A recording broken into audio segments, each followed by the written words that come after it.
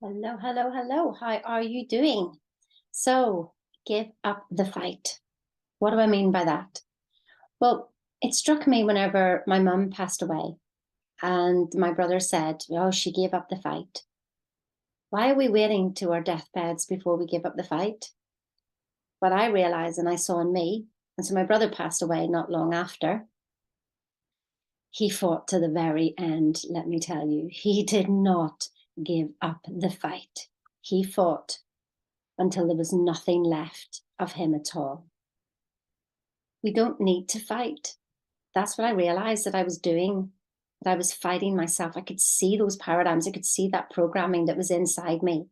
People on the outside wouldn't have seen it, but my internal fight with myself was just, who needs a narcissist on the outside whenever you are your own on the inside? Why do we do that to ourselves? Let me ask you this. Has any of those negative comments helped? Has any of that attacking yourself? Because that's what it is. When you're constantly having those conversations, it's all attack on yourself.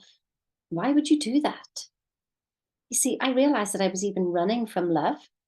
That how could you feel so much love whenever I wasn't worthy of it? How silly is that? How absolutely silly is that? So stop the fight now. It's all about making a decision. That's what I realized, is that everything that was going on in my head was an indecision.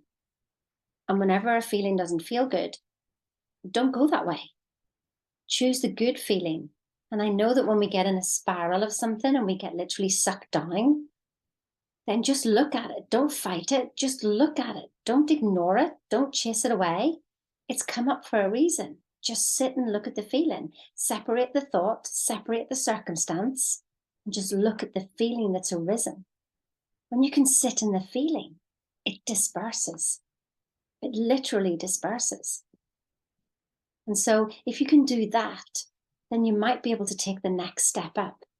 But what I found, whenever the feeling dispersed and I let it sit there in nothing, that pure joy came up. I didn't have to work my way up through the levels of happiness. And I wasn't trying to pretend to be happy. I was literally feeling the rising of pure joy. You see, what I realized is that we go through life, there's a bit of a journey going on here. And the first bit is that we think that life is happening to us. And then we could find about the law of attraction. And so we think, right, well, life is happening by me. I'm making all of this stuff happen. It's all development of the ego. That's what I realized. The first one was poor me, victim mode. And listen, we do that to our thoughts and our feelings. We let those overtake ourselves. We don't need anybody on the outside. We're quite capable of being in victim mode all by our little selves. And so the next one, it's all happening by me. Well, that's ego. Ego just takes over. That's where the personal development industry is doing so well, because we just want to develop your ego and make you think that you need to do better so you can be better. When you were made perfect, are you telling me that you have God's highest form of creation and you're not good enough? Or there's something wrong with you? We need to fix you. Anyway, what I realized was there was another step, that life is happening through you. It's coming from the source of whatever this is that's holding everything together. It's coming through you, and you're the observer of it.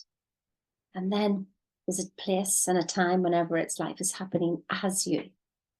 Now, those times are just like amazing times whenever you're just lost in the moment. Like when I'm playing polo, I am not thinking about anything else. I am thinking about hitting that ball, and I am having so much fun. Every time I'm around the horses, I have so much fun, and I am in pure flow then. I'm not thinking about a thing. But then I could also find myself the victim to my own thoughts and my own feelings. And that's where the fight starts.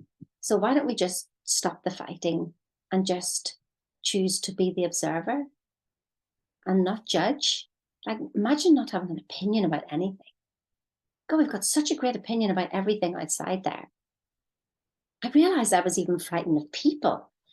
Like even though I was the most confident person out there, there was always something inside me going, oh, what are they going to be like? It's almost like somebody was going to tell me off. Now, we could all go back in history and find things, but sure, who cares? This is me now here in this moment. And so I choose a different feeling. I choose to accept or reject certain thoughts that come in. I mean, there's a whole other story about who's choosing and rejecting and whatever, and who's deciding in the first place. But let's just get some element of control in our mind back, an element of order. Order is heaven's first law.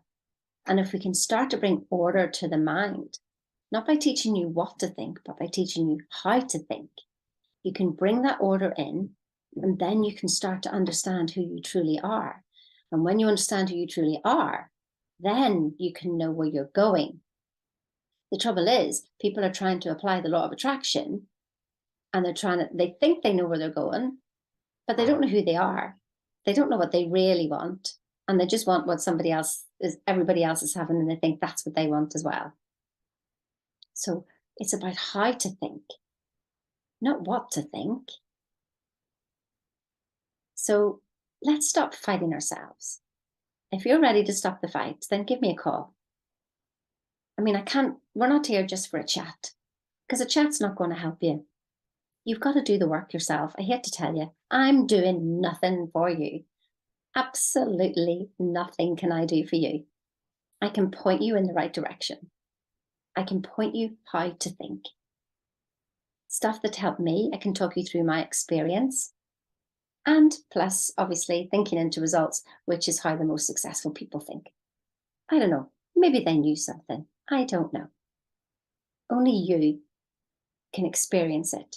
But I want to help you stop that fight. And when you see, the trouble is, we think our professional problems are our professional problems, when really what they are, they're just like a covering over of what's going on inside us. I hate to tell you, I'm not the messenger. Don't be shooting me. If your team is crap, then, and whatever you're complaining about your team, there's something going on inside you. I mean, if you could really be honest with yourself, really, really, really be honest with yourself, I'm telling the truth. There was only ever one time one CEO refused to think that his team was anything to do with the way he was managing them. Refused point blank. It was all their fault. I put my pen down and I says, well, I can't work with you. I can't work with you unless you're willing to take 100% responsibility. And you know what he wasn't? He took about 50%. And the next day was just, I'm never going back. Never going back. So listen, stop the fight today. Do yourself a favor and everybody else. You're amazing. You're wonderful. There's no need to fight your way through this life. And when I say love, you don't need to fall back and do nothing. You can still do all the same activity, just without that anxiety, that worry, that doubt, that fear that's driving you. I remember sitting in my car, and it was a bit of a traffic jam, and I wanted to get somewhere. But then I heard this voice in my head, and it says, where are you going, Sheena? You're already here. I was like, wow. Where are you going? You're already here. Is it your time for that peace?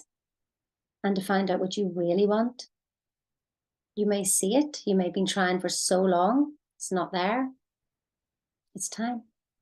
You didn't see this message for no reason. Make a decision. I'll see you on the other side. Book a call. Links in the description.